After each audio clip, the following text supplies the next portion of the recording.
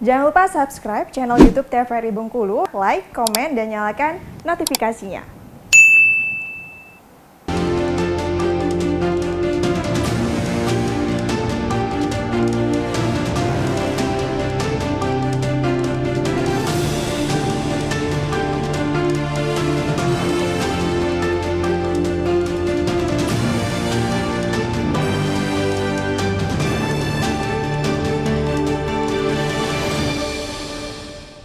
Terima kasih pemirsa, Anda masih bersama saya Afriko Zuhri dalam program Acara Berendo. Dan tema kita pada hari ini membahas terkait sistem pemilu legislatif 2024. Kita akan kembali ke perbincangan kita sebelumnya. Nah, kalau kita melihat untuk sistem itu sendiri memang belum ditentukan oleh Mahkamah Konstitusi apakah nanti sistem tertutup dan juga sistem terbuka. Nah, sebetulnya kalau kita melihat untuk saat ini sendiri, sebetulnya untuk pemilu ini sudah berproses gitu. Katakanlah mungkin sudah mulai ya, untuk legislatif sendiri sudah mendaftar dan lain sebagainya gitu. Dan untuk pesta demokrasi akan dilaksanakan di tahun 2024 hanya tinggal hitungan bulan lagi.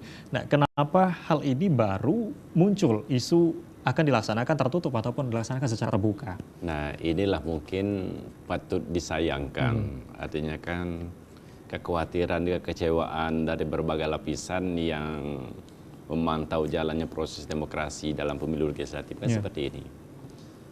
Kenapa sekarang? Iya, ini menjadi pertanyaan, bukan hanya bukan pemerintah tapi masyarakat juga bertanya ini kenapa gitu. Nah, menjeritnya partai politik itu mereka akan kembali sistem terbuka atau sistem tertutup, dan juga artinya keinginan sistem terbuka bagi begitu banyak mayoritas partai politik itu sederhana saja.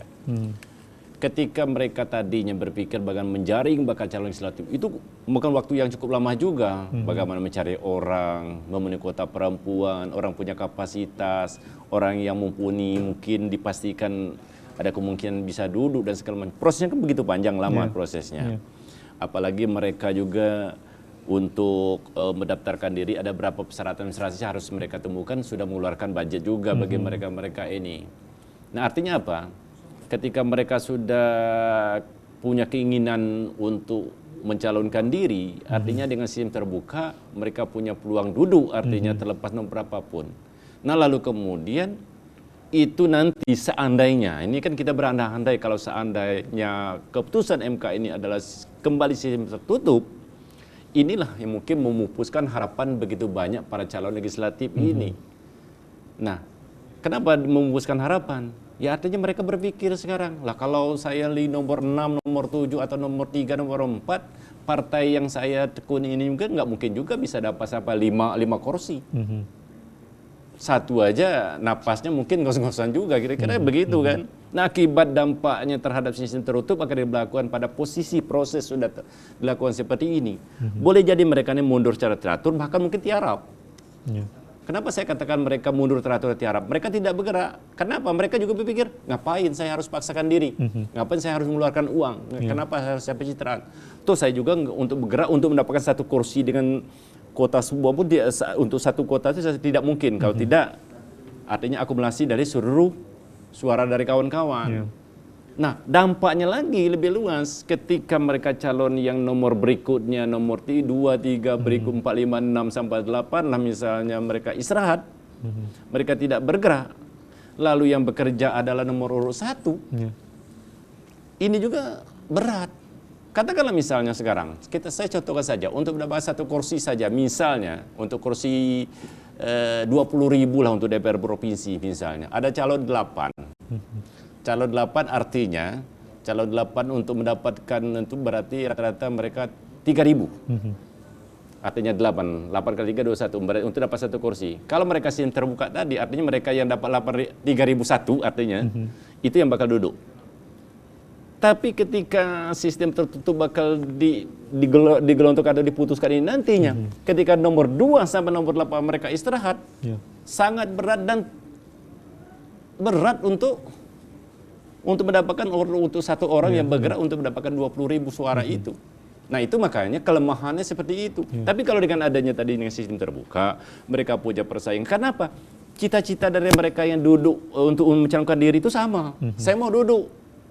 Nomor 2 mau duduk, nomor 1 mau duduk, nomor 4 mau duduk. Artinya dengan kompetisi internal sama mereka, artinya peluang untuk dapat 1 kursi itu dapat. Tinggal lagi siapa yang duduk itu tergantung suara mereka masing-masing. Benar, itu karena mereka diberikan kesempatan yang Diberikan sama. kesempatan yang sama. Benar. Tapi kalau dengan adanya sistem tertutup bakal dibentuk, proses sudah jalan begini, ya ruginya partai politik juga.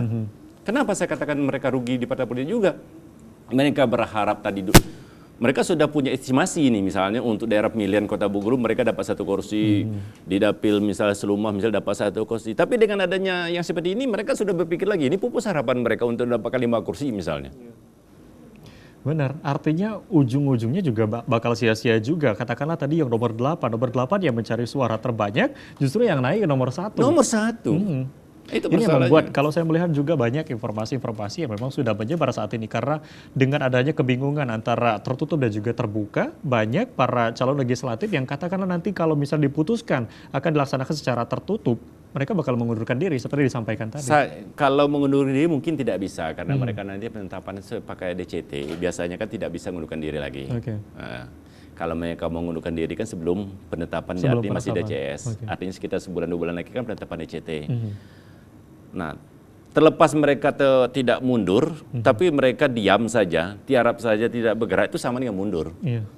Artinya mereka tidak mencari suara, artinya mereka bergerak untuk dirinya, itu sama dengan mundur juga artinya. Artinya sama dengan bagaimana kita memberi kesempatan agar nomor 1 bekerja ekstra, kira-kira begitu. Sulit memang. Iya, artinya kalau misal tadi para calon legislatif ini sudah tiarap, masyarakat pun juga akan semakin membingungkan. Nah, tingkat partisipasi dari masyarakat juga rendah kalau sistem tertutup. Kenapa? Lah, bisa dibayangkan masyarakat yang nantinya ketika mereka sudah berpikir calon yang bakal diwakili atau dia akan menusuk atau mencoblos atau membantu memberikan suara kepada pemilih, keluarga atau siapa orang yang punya kapasitas, lalu kemudian yang ini mereka bukan di nomor 1. Mereka juga menganggap suara yang mereka berikan kepada partai politik itu sia-sia. Karena bukan untuk yang saya pilih. Nah, dengan sendirinya mereka berpikir, ngapain mendatang jauh-jauh TPS, buang-buang waktu?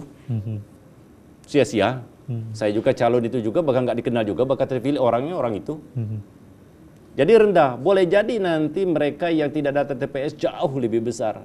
Tapi kalau dengan sistem terbuka, dengan suara terbanyak, seluruh calon legislatif kan semua nyebar. Semua nyebar. Artinya mereka bagaimana cari keluarga masing-masing, cari pemilih, cari rekan, cari sahabat. Nah, artinya mereka dengan adanya begitu, antusias mereka tinggi. Wah, saya karena ini, teman saya calon, ini keluarga saya calon, segala macam. Jadi partisipasi mereka juga tinggi. Ini membahayakan kalau mereka nanti banyak istirahat, artinya calegnya istirahat, lalu kemudian masyarakatnya juga menurun. Partisipasinya menurun.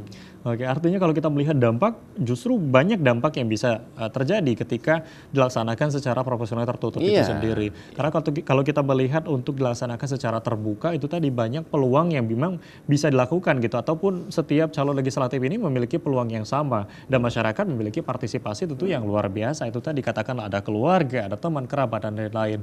Dan balik lagi, tinggal para calon legislatif ini apakah memang sudah ada kontribusi sebelumnya atau memang baru berkontribusi pada saat ini.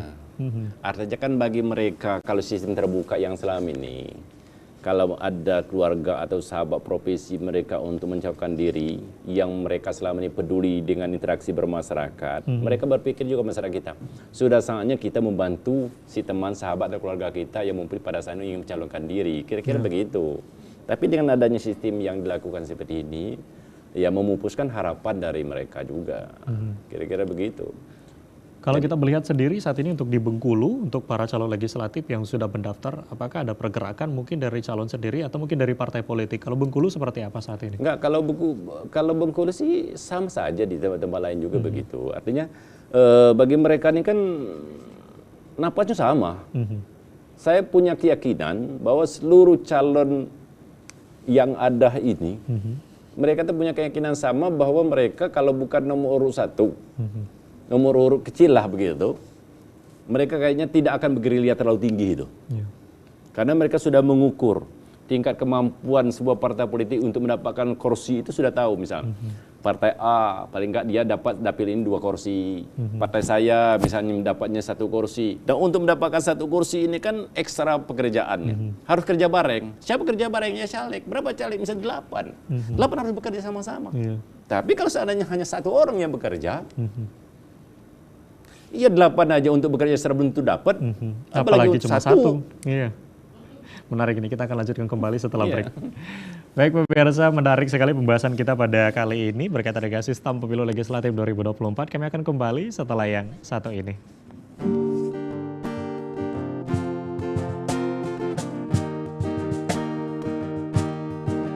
Berjuta kejora terangi gelap malamku, tetap tak seindah cahaya mata hatimu.